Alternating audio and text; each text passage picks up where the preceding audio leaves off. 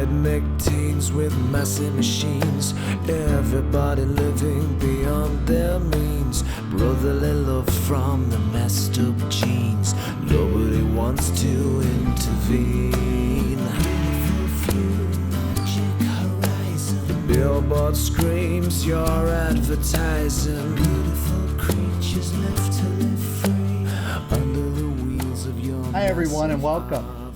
Me again, Dr. Anthony James, Dean of the SomaVeda College of Natural Medicine, Medical Director and Clinical Director of the Natural Wellness Solutions Health Clinic, and the Ajahn or Master Teacher of Ayurveda and Traditional Thai Yoga at the Thai Yoga Center here in beautiful Brooksville, Florida.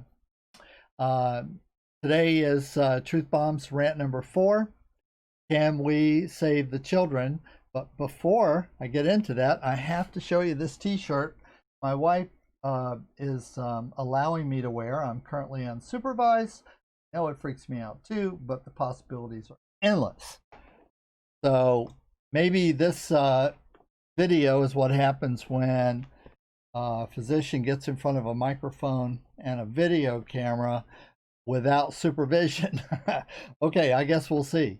Now, subtext to this rant today, rant number 4, can we save the children, is what is it going to take to get the kids back in school? Yeah, you heard me right. What is it going to take to get the kids back in school? Is it going to take an act of Congress to get the kids back in school?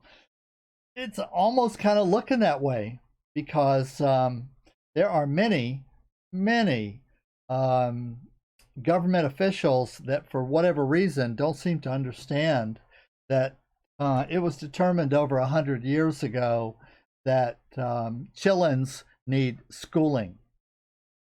And it's not just about their education and their reading and writing and arithmetic, that it is about their socialization as human beings, and it is about their ability to function in an organized, disciplined, and compassionate society as a productive member of that society. And depriving them of education kind of throws a monkey wrench into that whole scenario, which we had this argument over 100 years ago, and we decided kids need education.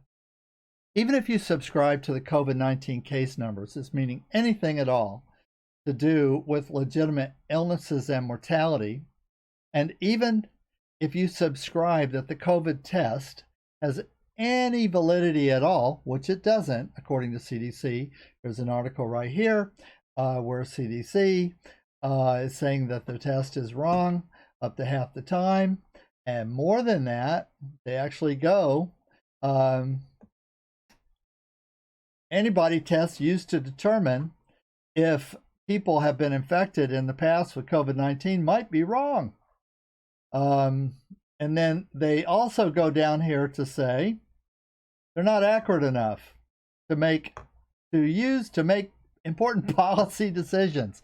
And yet every pundit, literally every pundit that we hear of, is doing exactly that, using case numbers from a test that even the CDC at best says is wrong half the time. We don't know what positive means. We don't know what false positive means. We don't know what negative means. We don't know what false negative means.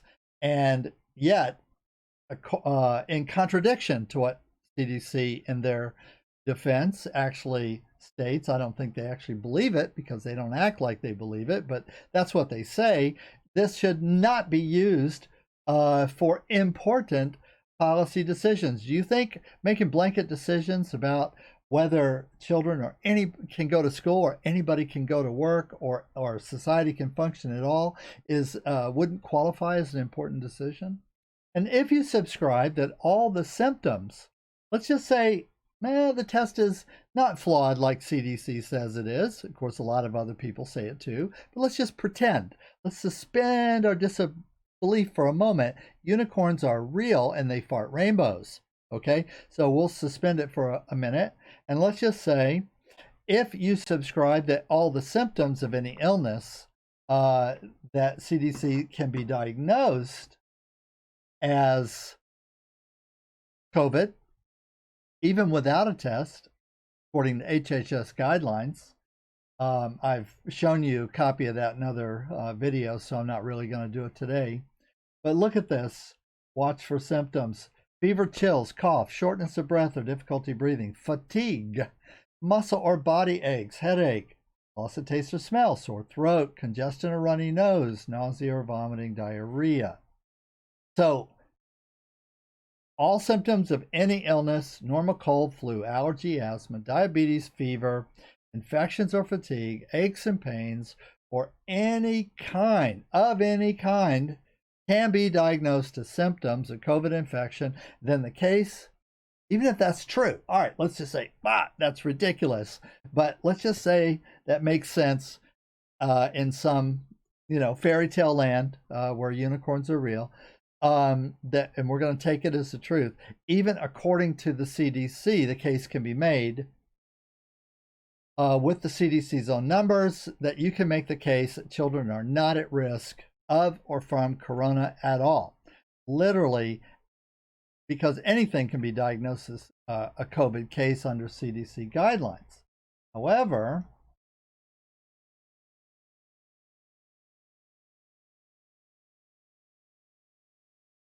let's see, let's go back to here. However, children are not dying at higher than normal rates at all. And in fact, according to this study right here, under effects of COVID-19 on routine pediatric vaccine ordering, etc., children are actually, in many cases, their mortality is lower. It's lower. And they attribute this to, believe it or not, the fact that because of the lockdowns and social distancing, the fear, panic, maskademic, mask hysteria, etc., that people are not going to see their pediatricians, so they're not getting their normal dose of vaccinations, and the children are not having their normal dose of reactions to those vaccinations, and therefore they're actually dying at far less numbers than we would ordinarily experience. But you're not really supposed to know that. You're certainly not supposed to point it out. There is no legitimate scientific or medical argument to keep children out of physical schools at all. There's no legitimate reason to compel school-age children to wear any mask or face covering in a school or as a precondition to being allowed to go to school. I don't get the allowed part, okay? Don't children not only have a right to go to school, but a legal mandate to have them in school? I actually remember a time when if you weren't in school, that was called truancy, and that was actually a problem. Now it's normal, okay? Normal absentee. If you can just say now you're afraid and not go to school, and everybody goes, oh, poor baby, that makes perfect sense. In fact, we don't want you here anyway. I know I'm being a little bit facetious. I'm trying to have a little bit lighter attitude than I've had about some of these topics in the past, but it's kind of hard not to go there. I recommend what Peggy Hall, the Healthy American, has to say about compulsory masks for children in school. She's got a great video. It says, "Does my child have to wear a mask in school?" I recommend all parents should go and look at that. That's on YouTube and various other platforms as well, as some of these videos are being banned and or soft or shadow banned on YouTube and Facebook. Now, this doesn't mean that school-age children do not get sick or that they will not get sick. What I'm saying is that there's no increase overall in children which is exclusively accountable from COVID-19. They are still likely to suffer from all of the normal illnesses, sicknesses, nutritional deficiencies, illnesses from toxins, pollution, contaminated drinking water, lead poisoning, domestic abuse, etc., that usually plague these poor youthful souls. Have you noticed that you're not hearing much about Flint, Michigan, or other places where the water is so deadly contaminated with lead and other pollutants that it represents an emergency, imminent health danger to all of the children in those districts that have consumed that water as a long-term and even a continuing cause of disease, maybe for the rest of their life. As far as neurological disorders, maybe for the rest of their life, but all that's gone away in importance since COVID, and because apparently the virus took care of the lead poisoning. Apparently, closing schools an experiment. Closing schools and denying children access to education is an experiment. An experiment which has not only failed from the point of view of its original stated intentions of flattening the curve, okay, but as a social experiment, it has failed. And it's failing, it's continuing to fail, and that's why we need to speak out. I want to quote from a paper published by the American Institute for Economic Research. Now, sidebar, the AIER, as they're called, has published over 200 papers on various aspects of not just the pandemic, the virus, the Department of Health responses, the official responses from the government, the president, the Fauci's, the governors, the various county health departments, school boards, whatever, okay? And so they're actually not a bad resource if you want to read, but especially as it relates to how this so-called pandemic has affected our civil liberties, in the sense of has now thoroughly deprived hundreds of millions of people of their patent civil rights. The end result, and I'm quoting them, the end result is that thanks to the CDC recommended guidelines, our children have been out of school since March, so that they can serve as unwitting subjects in a grand, unethical social experiment. This experiment was designed by those responsible for the government failures.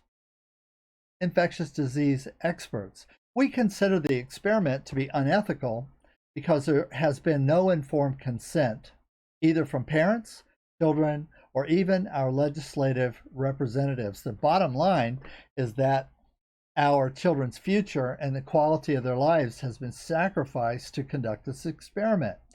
School closures, stay-at-home orders, and shutdowns have been especially hard for two types of children. Number one, those from lower socioeconomic backgrounds who often live in cramped conditions in blighted neighborhoods and are victims of the digital divide. And two, autistic children, autistic spectrum children, and other special needs kids, like my own nephew, who is a spectrum child who suffers from complications from an early childhood vaccination regimen. We were able to prove that. For many poor kids, schools, public libraries, and public park facilities constitute a welcome refuge from the turmoil, chaos, and potential abuse that many experience at home. Stay-at-home orders for such children severely limit their much-needed access to these facilities, as well as social services, counseling, and extracurricular activities. It also makes them much more vulnerable to recruitment by gangs and organized crime, since summer job opportunities are now extremely limited. Autistic and other special needs children have been especially hurt by the lockdowns. For example, social interaction is a key aspect of treatment of autistic children, and placing such kids under virtual house arrest has several deleterious effects. And trust me, all houses are not equal. Some kids have literally been confined to a bedroom for going on 4 months now, and they're showing the stress.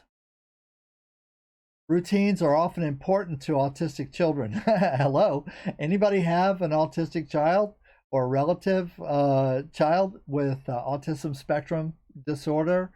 Routine is their lifeblood. Routine is entirely what makes their life bearable and livable and functional. And you just start willy-nilly taking that routine away from them, and you cause them, well, you might cause them harm that might take years for them to recuperate.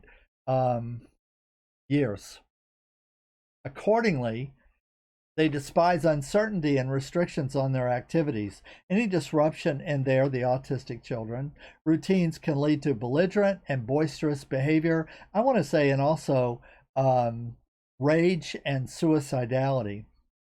The bottom line is that kids with autism require highly trained, special education teachers and one-on-one attention, both of which cannot be provided effectively on virtual platforms like Zoom.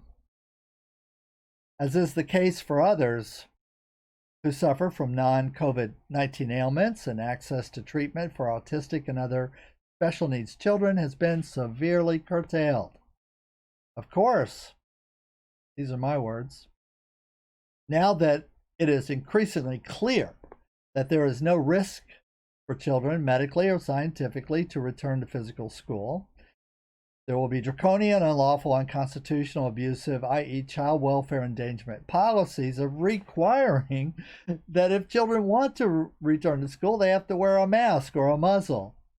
Even in the states which, under the no-sense rules, actually exempt the children as a class from having to wear masks precisely because they are not a risk, or they're not at risk. They're not a risk.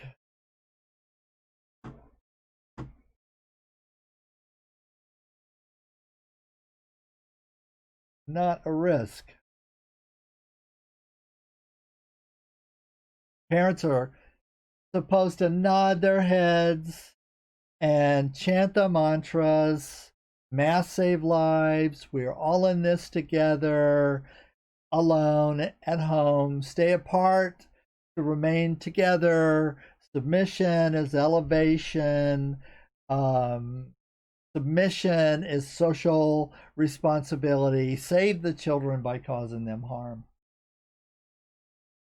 I'm going to reach deep for a metaphor here into the past, because I'm one of these people that believe that we can actually learn from history and learn from our past experience.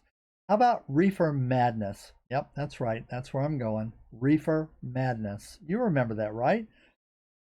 1930s documentary propaganda from the government health services, that was mandatory education in every school in the country for several years. Reefer madness. Did you buy the government medical position that taking even one puff of a marijuana cigarette, i.e. cannabis, would turn you instantly into a drug-addled, deranged sociopath and psychopathic killer? Was that your experience? Was that the experience of people you knew? Was that anybody's experience?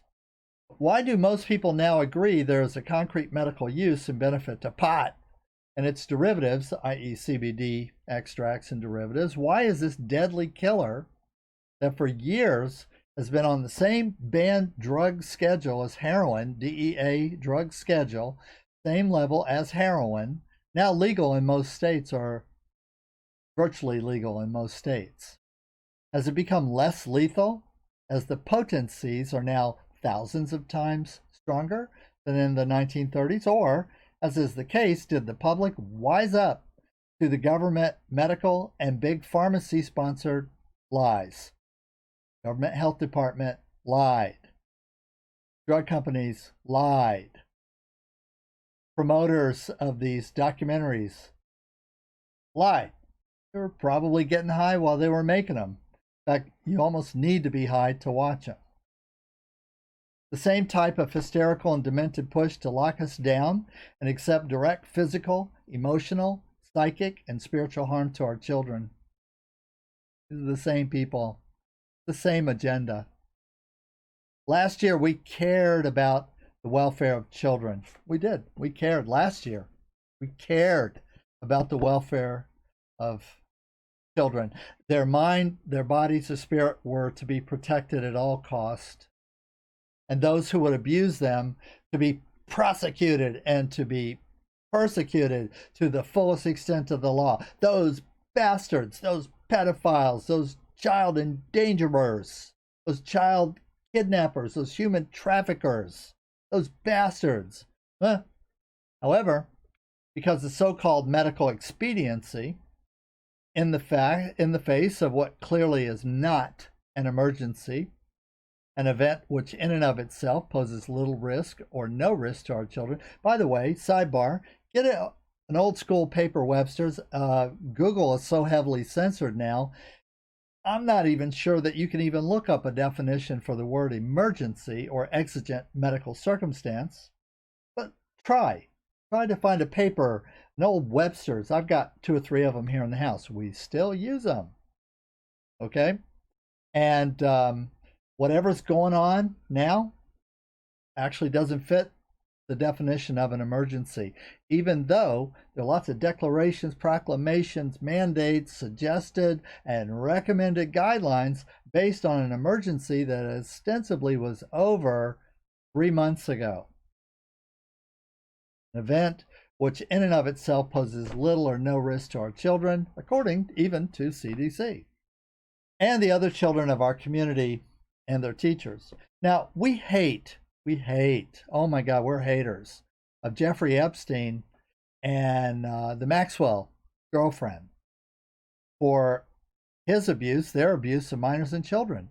He and his girlfriend are accused of trafficking and abusing hundreds of children, and that's awful, that's terrible, likely kind of true.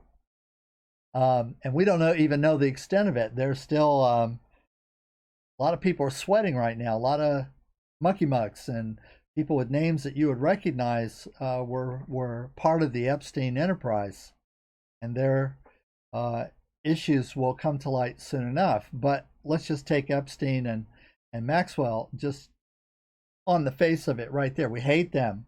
We hate what they represent. Rich people especially taking advantage of children, trafficking children, sexually abusing children, emotionally abusing children, maybe kidnapping and human trafficking children. But isn't it worse to cause direct harm, and in some cases permanent disability, to millions of children for the sake of a political, collectivist, Marxist, technocratic, fascist, socialist agenda? So-called medical emergency?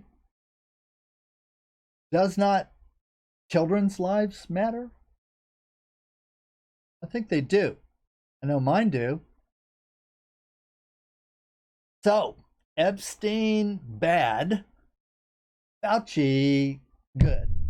I'm going to bang up my microphone. Epstein bad, Fauci good. Or Fauciism good. Or Fauci, the Faucis good. Who caused more directly more harm? Just a question. Who has caused directly more harm to children? Now, Epstein's deceased. Fauci and his technocratic collectivist cronies are still on board. They're still giving interviews. They're still pushing the narrative. And they're still saying things like, we need to escalate. We need to shut down harder, further, longer. We need to criminalize all aberrant behavior that does not go along with the Fauci narrative. And being ever more emboldened to assert their influence in widening circles. Okay? Stockholm Syndrome. Safe to protest, but not safe to gather in a classroom. Safe to protest, not safe to gather in a classroom. Just as recently as day before yesterday, Fauci was interviewed by a congressman who asked him repeatedly to answer the question whether or not protest contributed to the spread of the virus infection, and he refused.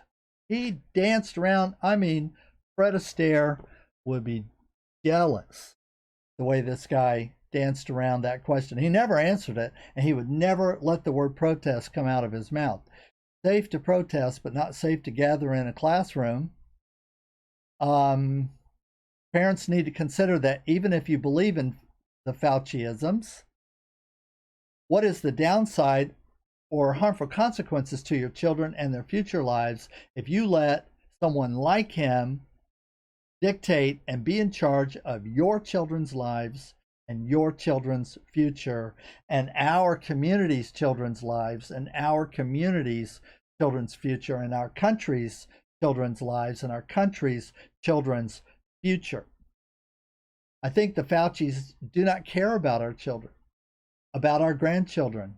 As Native Americans, you know, I'm an elder in the Native American Indigenous Church, and we talk about how we work toward the betterment of the nation, of our people, of our family for 7 generations, and that we try to consider in real time, in the moment, as a spiritual practice, what is the good for our community today, tomorrow, and the next day, now, next year, and 7 generations in the future. Not so the technocrats. Based on their actions, I think they see them as an expendable resource, and if removed from the system en masse, will free up those resources to be better served somewhere else. In other words, I think the medical, industrial, technocratic, profit-based system sees our children as expendable resources which can be sacrificed, quote unquote, for the greater good. Unfortunately, I'm one of these people. I actually think that a lot of people are like me in this regard, that I think children are our most valuable resource, and I do not agree under any condition to sacrifice any children for the greater good. My opinion. You're going to have to make up your own mind about this. Right? Now, I'm going to divert here for some shameless advertisement. Okay? SomaVeda College of Natural Medicine. One answer I recommend is education. If more people and health practitioners were educated in true medicine, that's medicine that is natural, non-invasive, and based on traditional and indigenous medicine, Ayurveda, yoga therapy, Native American medicine, nature cure, natural medicine, homeopathy, herbology, and sacred healing principles like chirothesia, laying on of hands, prayer. Fewer would support the societal destruction and harm being done in the name of medical tyranny because you'd know the difference. And apparently a lot of people do not know the difference. And I'm so heartfelt sorry for that. What does it mean when the system that you've been educated to believe has your best interest at heart, is all about quality of care for patients, is scientifically based, historically based on traditions of excellence, blah, blah, blah, work of others who've gone before them, blah, blah, blah, only to find out that it is not ethical. Doctors do not follow the principles of the Hippocratic Oath. We do. I've taken it many times. Do not follow the principles of the Hippocratic Oath, which is that to the very least do no harm. The more you know, the more you can do. There is no freedom without health freedom, and there is no health freedom without informed voluntary consent. The more you know, the more you can do. For college degrees in natural medicine, join us at the SomaVeda College of Natural Medicine. That's at SomaVeda.org. For entry-level certificate courses, which require no previous experience, visit us at the ThaiYogaCenter.com. ThaiYogaCenter.com. These schools represent an amazing functional medicine philosophy and technology of true medicine since 1984. Yes, as a medicine man in the Native American Indigenous Church, the Dean and Medical Clinical Director of the SC&M College, and the Chief Teacher for the Thai Yoga Center, I'm biased. I admit it. I'm biased. I'm giving you my bias. If there's a conflict of interest here, I'm giving it to you right up front. However, the need to be self-sufficient in terms of health maintenance for yourself and your family, well, it's never been greater. SCNM and TYC are offering Corona specials and scholarships. Be sure to grab one while available and get started today. So I'm saying as directly and clearly as I possibly can, one of the ways to not suffer under a broken medical system is to subscribe to one that's not broken. How about that? Okay, back to it. Here's a question for you. If COVID fatalities were 90.2% lower, how would you feel about schools reopening? Consider that for a second. Look over here. The Children's Health Defense website. Key findings through July. Okay. No evidence exists to support the theory that children pose a threat to educational professionals in a school or classroom setting. But there's a great deal of evidence to support the safety of in-person education. I mean, can we get any more clear than that? And then, of course, later down the articles, they get into the abstracts, they get into the research, and I invite you to go back and look at this for yourself. And of course, I've included a link to these pages at the bottom of the article, page notes, post notes that go with this video. Okay, now I'd like to quote from John Rappaport, investigative reporter, from some material he released on the Robert Scott Bell Show just on Sunday. Okay, here we go. The CDC has instructed hospitals, medical examiners, and coroners and physicians to collect and report COVID-19 data by significantly different standards than all other infectious diseases and causes of death. These new and unnecessary guidelines were instituted by the CDC in private and without discussion among qualified professionals that are free from conflict of interest. Hang on to that conflict of interest. These new and unnecessary guidelines were additionally instituted despite the existence of effective rules for data collection and reporting, successfully used by all hospitals, medical examiners, coroners, and physicians for more than 17 years. As a result, elected officials have enacted many questionable policies that have injured our country's economy, our country's educational system, our country's mental and emotional health, and the American citizens' personal expression of constitutionally protected rights to participate in our own governance. I already showed you that. Right here. Oh, nope. Let's go back. Where the CD says, serologic tests should not be used to make decisions. They're not accurate enough to use to make important policy decisions, and yet it's exactly what's going down. Okay. As a result, no. These new and unnecessary guidelines were additionally instituted despite the existence of effective rules for data collection and reporting successfully used by all hospitals, medical examiners, coroners, and physicians.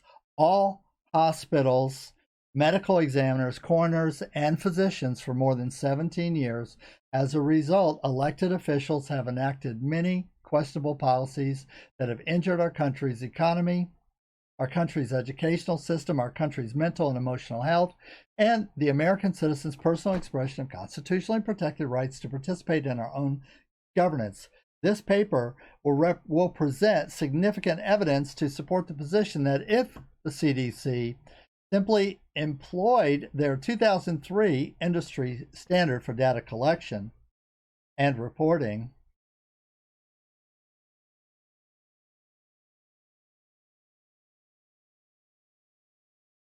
which has been successfully used nationwide for 17 years, the total fatalities attributed to COVID-19 would be reduced by an estimated 90.2%. And questions would be non-existent regarding schools reopening and whether or not Americans should be allowed to work. This is a mean-spirited attack on our children and their future. This full and reckless, uncaring, and mean-spirited assault on our children is further exacerbated when you consider that we know of many practicing physicians who have been repeatedly treating successfully COVID-19 patients. If you believe there is such a thing as COVID-19 virus causing illness, which actually there's some people with Nobel Prizes who are arguing the point that there's actually no proof of that. No triple-blind study, no double-blind study to date that's actually been able to prove that. And trust me, they're trying. Oh my God, they are trying to get this proof that they don't have. Treating these many patients with every complication, pre and comorbidity, and underlying conditions, treating even the most severe cases with no loss of life, no morbidity at all. Think about this. We're talking about emergency room physicians, epidemiologists, virologists, cardiologists, actively working in hospitals and clinics. Many of them even own hospitals and clinics, who are talking about how they've had nobody die of COVID-19 because of the non-invasive, healthy, low-cost protocols that they're using. Consider the American doctors, or the American frontline doctors, protesting at the White House and Supreme Court a few days ago, that everyone is now trying to squash like bugs, to censor them and to pretend they don't exist. Pretend they just discredit them. Just say, they're quacks. They're quacks. Guess what? They're the kind of quack you want to go to. You think you're sick. They're treating COVID patients, if you believe there's such a thing. Okay. They're treating them with comorbidities of obesity, diabetes, heart disease, autoimmune disorder, functional pneumonia, bronchitis, COPD, Lyme's disease, and they're basically nobody's dying. That's the hospital I want to go to. I don't know about you. I assure you that these doctors do exist, in spite of what the puppet master Fauci says. I personally know a few of them. They're genuine, caring doctors who put patients' care before profit and politics, especially politics. You know, doctors do have a right to make a living. They just don't have a right to take your life to do it. And they want you to know there are solutions. Why mention this or them in a conversation about children? Well, one of the big arguments being proposed by uneducated and poorly performing, I hate to call them this, teachers, is that teachers' unions are now fighting to keep children out of school. Doesn't that make sense? Crazy, right? That's crazy, right? Teachers are fighting to close the schools and keep the students out of the schools because they're so afraid they're going to die because they bought into the case narrative. They bought into the test, the corrupt PCR test, which we know can't possibly do what it says it does. Oh my God. Teachers are now fighting to keep our children out of school. More than this, they don't even want to teach online. I mean, oh my God. It's bad enough that they don't want to physically be in school with the children. They're so afraid of the children. Okay. That they want to, if they have to, if the government forces them to go back to school, that they want to limit the days or hours and employ utterly draconian safety measures, plexiglass shields between the desk and mask and face shields and gloves and no touching and no singing and no, oh my God. Many physicians also clearly point out that social distancing, sheltering in place, does actual harm. In fact, it does more harm than it claims to do good. Consider Dr. Erickson's COVID briefing. I put the link below, or what Dr. Pam Popper has to say. She's a really good resource in addition to Peggy Hall's website. There are good arguments to show that mandated social virtue signaling of wearing masks is actually torture as defined by all international treaties and standards which address both torture and crimes against humanity under the Nuremberg Code as non-consensual medical experimentation and other defining documents.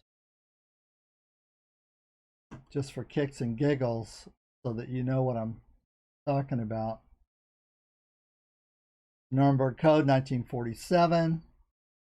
This predates the Geneva Convention against torture. It is supported by the recently published UN Rapporteur's paper on medical torture in the United States. But look under this document, permissible medical experiments. I'm going to read from the top. The great weight of evidence before us, before the tribunal, to effect that certain types of medical experiments on human beings, when kept within reasonably well-defined bounds, conform to the ethics of the medical profession generally. The protagonists of the practice of human experimentation justify their views on the basis that such experiments yield results for the good of society that are unprocurable by other methods. Hang on to that. Or means of study. All agree, however, that certain basic principles must be observed in order to satisfy moral, ethical, and legal concepts. Now remember, this is in the context of Nazis who are accused of murdering millions and millions and, well, 9 million people in the furtherance of their socio-political experiment called National Socialism. Okay? Were being tried for war crimes, and these are the Nazi generals and leaders and corporals and, you know, all levels, private people too, who were not, by the way, the ones who were indemnified by the United States under Operation Paperclip and brought to the United States and given new identities, passports, big checks, big houses, big jobs, like Wernher von Braun and his team who founded NASA. So even though Wernher von Braun and his team launched many, maybe 4,000, 8,000 V-2 rockets, buzz bombs, he invented the cruise missile in order to bomb England, killed almost 1 million people. They wanted to try him for war crimes at this tribunal. United States stepped in and said, nope, dibs, we want him. We got him, and you can't try him for war crimes. And so they didn't, and he lived a healthy, prosperous life the rest of his life, leading NASA until he did die. Okay? I met him when I was 7 years old in my Uncle Bob's laboratory in Cambridge, Massachusetts, and that's a whole nother story I'll tell you some other time. Okay? But he was brought here under Operation Paperclip. The other Nazis weren't so lucky, and they were tried. Many of them were hung, and many got life sentences where they spent the rest of their life in prison because of medical experimentation. They claimed that the prison camps were actually medical re-education, medical facilities where they were treating a condition called life not worth living, and that they were following the medical and the legal directives of their superiors. In fact, every single one of them quoted, I was just following orders in some form or fashion. And this was a response that the tribunal wrote to that to try and make it clear forever so this would never happen again in the history of the world. And here it's happening again right now in the United States. I wonder if all those Operation Paperclip Nazis and their descendants have anything to do with this. I don't know. That's speculation for another time. The voluntary consent of the human subject is absolutely essential.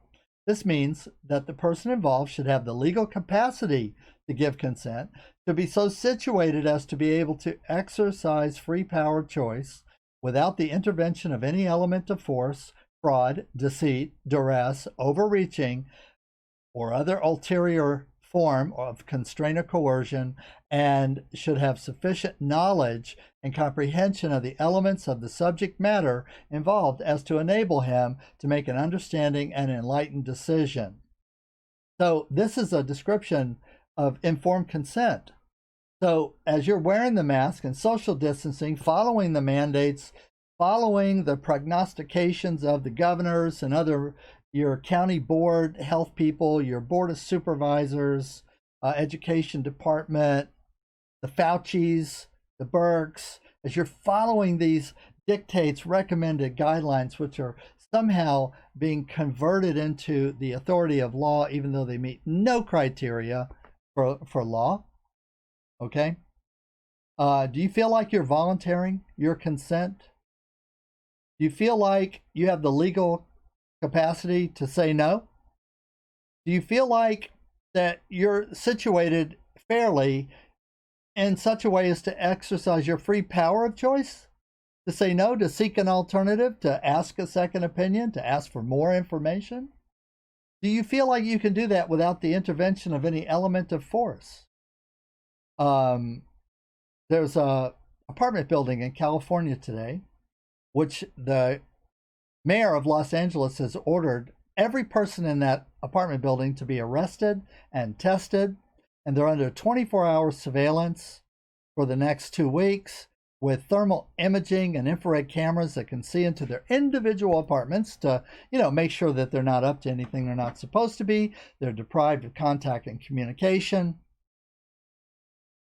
Do you think that they're able to exercise their freedom of choice without intervention or a threat of fraud, deceit, duress?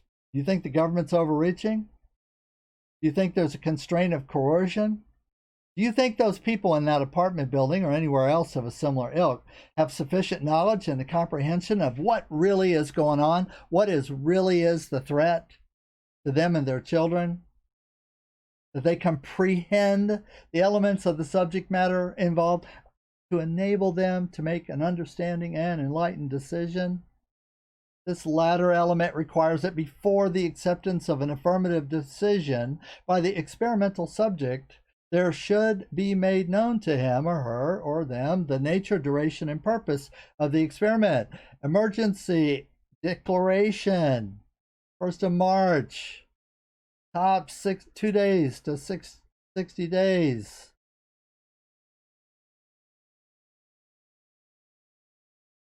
It's an experiment. The experiment's failed, but the experiment's continuing. Were you told that this was going to be indefinite? Were you told that this was maybe going to be forever? This is the new normal? Civil rights are now not worth the paper they're written on. This is the new normal, and maybe indefinite, maybe forever. And you just have to suck it up, and you just have to trust the Faucis, HHS, CDC, HIS, HIH, your state health departments, etc. So you just have to take their word. In fact, if you even ask questions like these doctors did on the steps of the White House a couple of days, you're going to be threatened, you're going to be discredited, you're going to be banned and censored, maybe you're going to lose your job. Does that sound like there's no constraint or coercion, duress? Does that sound like it? I think not. For me, I think not. Under the Nuremberg Code, a lot of, in my opinion, what we're being asked to do, mandates to wear masks, social distance, confine children against their will. No, it's not with their will. You might say, oh, they go along with it. Yeah, okay, maybe for a while. What about the ones who don't? What about the children who the schooling is the only way they are guaranteed to get a meal a day? What about the children who the schooling is the only way they get therapy and counseling? What about the children who don't have the intellectual capacity or the technical sophistication and financing to be able to Zoom? And of course, what about the teachers who are like me? I mean, I struggle with technology. It took me more than a couple of days to sort out this technology I'm using for this broadcast right now. And actually, I think the average teacher is far behind me on this. I've been working with computers forever. Conclusion. Bottom line, as a parent, it's your duty and responsibility to protect your child from abuse in every possible way. Step up and step into the face of those who would see harm come to your children for politics and social political experimental gain. Get in their face, get in their grill, get up and get in their grill. Make sure they know that you're not consenting. What to do? First, be informed as you can be. Join organizations such as the Healthy American and Dr. Pam Popper's Wellness Forum Health.com to participate in petitions and get suggestions for letters to your respective or so-called representatives to get these draconian recommended guidelines and the ridiculous mandates and policies based on them repealed, and to send the people who have knowingly falsified and misrepresented information to perpetuate these things prosecuted. It's a Title 18 violation for a government official to violate your civil rights. Look it up. U.S. Code, Title 18. And their position as a governor or as a member of the government or as advisor to the government is legally, it's no protection for malfeasance in violation of civil rights.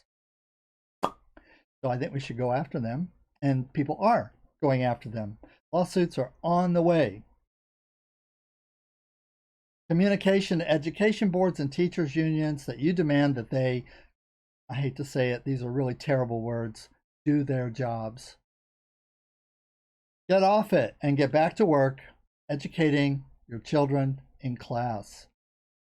Not on Zoom, in class. To end with a final quote from the AIER report titled Urgent Report on Pandemics and Freedom. We must change course away from coercion and central planning back to freedom, and do so in the name of human rights and good health. Okay, I'm going to post this show on my new website at naturecurestoday.com. And in the show notes, I will post this article with all the links I reference so you can do your homework and see for yourself. And I'm going to do another little plug here before I go. Please stay to the end. It's going to be worth it, because you're going to want to check this out. The Native American Indigenous Church supports your right of free expression. And we want you to know that our Native anthropologists and biologists have actually identified a new creature, a dangerous creature in our environment. And we've created these t-shirts to bring awareness to it. We've created these t-shirts to bring awareness to the issue presented by this newly identified dangerous creature, which we call a sheeple. You might have heard sheeples being mentioned by other people. I'm not the only person who's observed these in the environment, and with some trepidation, some fear. I'm not really sure how close I should get to them. Do they bite?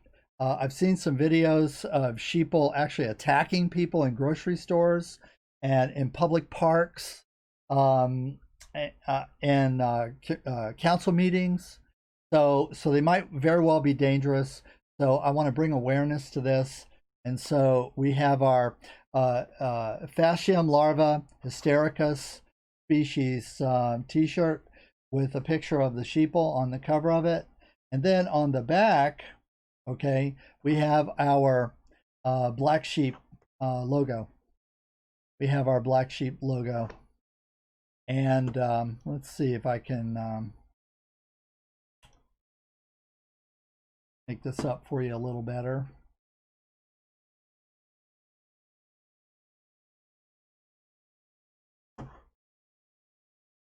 Just bear with me a second. Can't really zoom in on it, but basically there's our black sheep logo with the motto, mass free or die, to show what kind of sheep are you?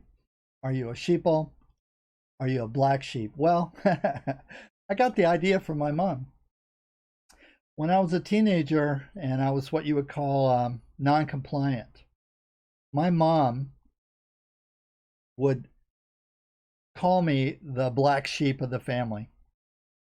And eventually I decided to own that. And so, yeah, I'm not a sheeple. I'm a black sheep, and I'm proud to be a black sheep. Okay, so in closing, I'm linking in the show notes to some of the interesting videos I've mentioned, which have been taken down or banned. I give you alternative resources for those that I know of. There's so much more to say, but I will try to fill in more gaps in a future video and post. And until then, God bless and stay frosty. Look up the references and resources. Make up your own mind. Protect your children. Protect your neighbor's children. Protect everyone's children. You're helping your life have more meaning at the same time. So until then, God bless and stay frosty. God bless. Stay frosty. Massive machines, everybody living beyond their means. Brotherly love from the messed up genes. Nobody wants to intervene. The billboard screams you're advertising. Beautiful creatures left to live